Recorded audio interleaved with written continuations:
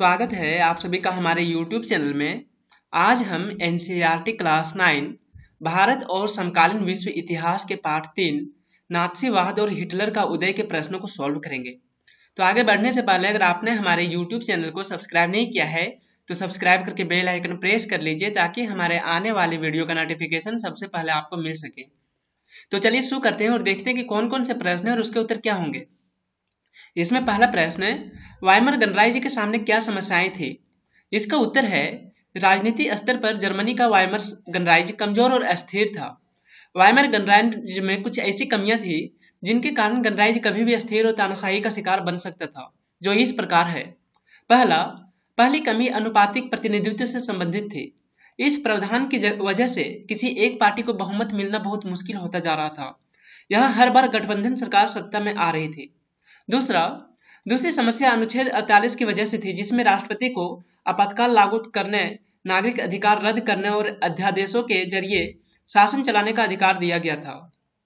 तीसरा, अनुच्छेद 48 के फलस्वरूप ही अपने छोटे से जीवन काल में वाइमर गणराज्य का शासन 20 मंत्रिमंडलों के हाथ में रहा और उनकी औसत 229 में दिन से ज्यादा नहीं रही। और चौथा, अनुच्छेद 48 के उदारपूर्वक इस्तेमाल के बाद भी गणराज्य के संकट दूर नहीं हो पाए थे। और पांचवा, समस्या का कोई समाधान नहीं खोज पाने के कारण लोकतांत्रिक संसदीय व्यवस्था पर से लोगों का विश्वास खत्म होने लगा था। अगला प्रश्न है, इस बारे में चर्चा कीजिए कि 1930 तक आते आते जर्मनी में नाथसीवाद को लोकप्रियता क्यों मिलने लगी थी। इसका उत्तर है, 1930 तक आते आते जर्मनी में नाथसीवाद को लोकप्रियता निम्नलिखित कारणों से मिलने लगी। पहला, 1929 के बाद बैंक दिवालिया हो चुके थे, काम धंधे बंद होते जा रहे थे, मजदूर बेरोजगार हो रहे थे और मध्य वर्ग को लाचारी और भूखमरी का डर सता रहा था। नाची प्रोपेगेंडा ने लोगों को एक बेहतर भविष्य की उम्मीद दिखाई देती थी। 1929 में नाची पार्टी को जर्मन संसद राइट खस्टाग के लिए हुए चुनाव में वे महज 26% वोट मिले। 1932 तक आते आते यह देश की सबसे बड़ी पार्टी बन चुकी थी और उसे 37% वोट मिले। दूसरा, हिटलर जबरदस्त वक्ता था। उसका जोश और उसके शब्द लोगों को हिलाकर रख देते थे। वह अपने भाषणों में एक शक्तिशाली राष्ट्र की स्थापना, वर्साय संधि में हुई नाइंसाफी के प्रतिरोधों को और जर्मन समाज को खोई हुई प्रतिष्ठा वापस दिलाने का आश्वासन देता था। उसका वादा था कि वह बेरोजगारों को रोजगार और नौजवानों को एक सुरक्षित भविष्य देगा। उसने आश्वासन दिया कि वह देश की विदेशी प्रभाव से मुक्त कराएगा, तमाम विदेशी साजिशों को मुंहतोड़ जवाब देगा। तीसरा, हिटलर ने राजनीति की एक नई शैली रची थी। वह लोगों को गोलबंद करने के लिए आडंबर और प्रदर्शन की अहमियत समझता था। हिटलर के प्रति भारी समर्थन दर्शाने और लोगों में परस्पर एकता का भाव पैदा करने के लिए नात्सियों में बड़ी बड़ी रैलियों और जनसभाएं आयोजित की। स्वास्तिक छपे लाल झंडे, नाची सैल्यूट और भाषणों के बाद खास अंदाज में तालियों की गड़गड़ाहट की सारी चीजें शक्ति प्रदर्शन का हिस्सा थी।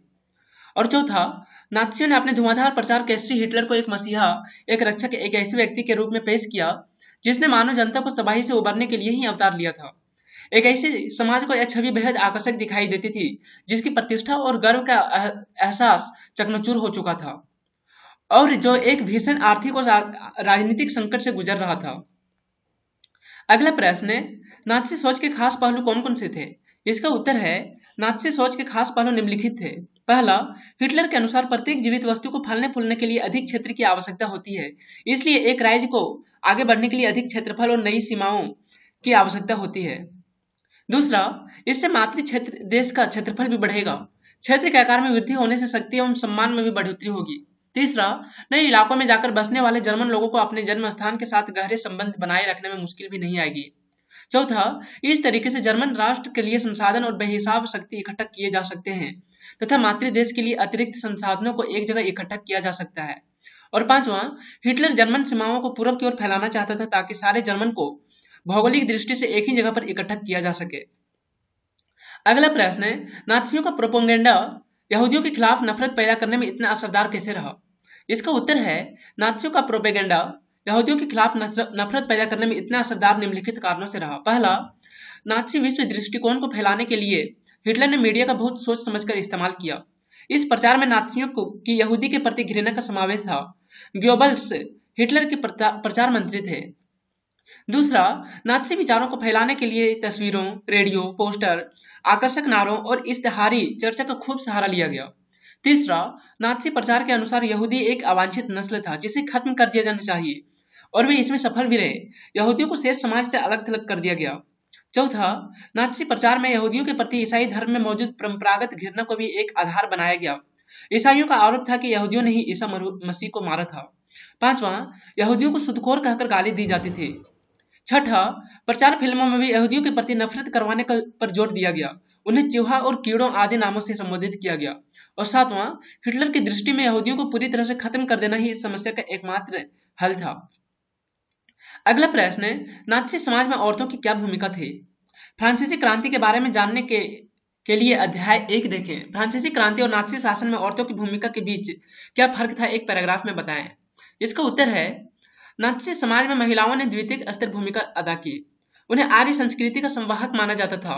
इस संहिता का पालन करने वाली महिलाओं को सम्मानित किया जाता था तथा इनका उल्लंघन करने वाली महिलाओं को दंडित किया जाता था और अपमानित कर जेलों में डाल दिया जाता था। गैर जर्मन महिलाओं के आत्मसम्मान को ठेस पहुंचाई जाती थी। इसके विपरीत फ्रांसीसी क्रांति ने महिलाओं के जीवन में नई गतिविधियों का संचार किया। महिलाओं ने क्रांति में बराबर की भूमिका निभाई। वे प्रगतिशील गतिविधियों में खुलकर भाग ले सकती थी, जैसे राजनीतिक क्लबों की सदस्यता, पेंटिंग, अखबार नौकरी आदि। महिलाओं ने अपनी एक संस्था क्रांतिकारी एवं गणतांत्रिक महिला साम्राज्य समाज की स्थापना की। उन्होंने अपने लिए समान राजनीतिक अधिकारों की मांग की, जो उन्हें लंबे संघर्ष के बाद प्राप्त भी हुए। 1946 में उन्हें मत देने का अधिकार प्राप्त हुआ। अगला प्रश्न है, नात्सियों ने जनता पर पूरा नियंत्रण हासिल करने के लिए कौन कौन से तरीके अपनाए? इसका उत्तर है, नात्सियों ने जनता पर पूरा नियंत्रण हासिल करने के लिए निम्नलिखित तरीके अपनाए। पहला, हिटलर ने लोकतांत्रिक शासन की संरचना एवं संस्थानों को समाप्त करना शुरू कर दिया। दूसरा, जर्मन संसद में हुए रहस्यमय अग्निकांड से उनका रास्ता आसान हो गया। 28 फरवरी 1933 को जारी अध्यादेश के माध्यम से अभिव्यक्ति, प्रेस एवं सभा करने की आजादी को छीन लिया गया। तीसरा, कम्युनिस्ट हिटलर का कट्टर शत्रु था। 3 मार्च 1933 को जर्मनी में प्रसिद्ध विशेषाधिकार अधिनियम के माध्यम से तानाशाही स्थापित कर दी गई। चौथा, ट्रेड यूनियन पर पाबंदी लगा दी गई। पांचवा, अर्थव्यवस्था, मीडिया, न्यायपालिका और सेना पर राज्य ने पूरी तरह से नियंत्रण स्थापित कर लिया। और छठा, पूरे समाज में नात्सियों के हिसाब से नियंत्रित व्यवस्थित करने के लिए सुरक्षा दस्ते गठित किए गए। इसमें गेस्टापो, SS और सुरक्षा सेवक शामिल थे। आपको ये वीडियो कैसा लगा है हमें कमेंट में जरूर बताएं, और अगर वीडियो अच्छा लगे तो इसे लाइक कीजिए, दोस्तों के साथ शेयर कीजिए, और अगर आपने हमारे YouTube चैनल को अभी तक सब्सक्राइब नहीं किया है तो सब्सक्राइब करके बेल आइकन प्रेस कर लीजिए, ताकि हमारे आने वाले वीडियो का नोटिफिकेशन सबसे पहले आपको मिल सके।